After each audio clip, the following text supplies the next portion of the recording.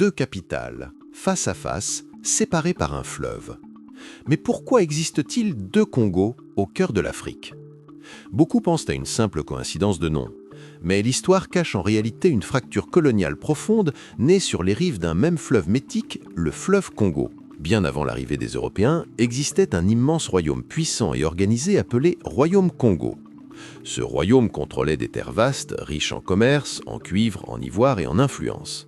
Mais au XIXe siècle, l'Afrique devient la cible des puissances européennes avides de territoire et de richesses. Lors de la conférence de Berlin en 1884, les frontières africaines sont dessinées sur des cartes sans consulter les peuples. Le fleuve Congo devient alors une ligne de séparation. Sur une rive naît le Congo contrôlé par la France, aujourd'hui appelé Congo-Brazzaville.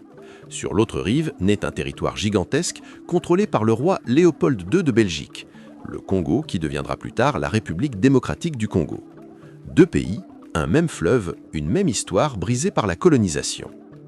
Aujourd'hui encore, les deux capitales, Brazzaville et Kinshasa, se regardent presque face à face, séparées seulement par l'eau du fleuve.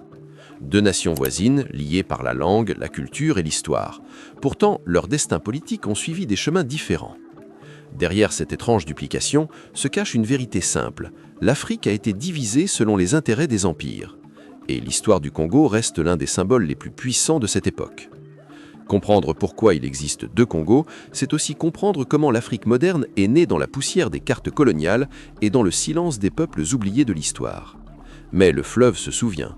Ses eaux portent encore les échos des royaumes anciens et des frontières imposées. Et chaque génération africaine redécouvre peu à peu cette vérité oubliée.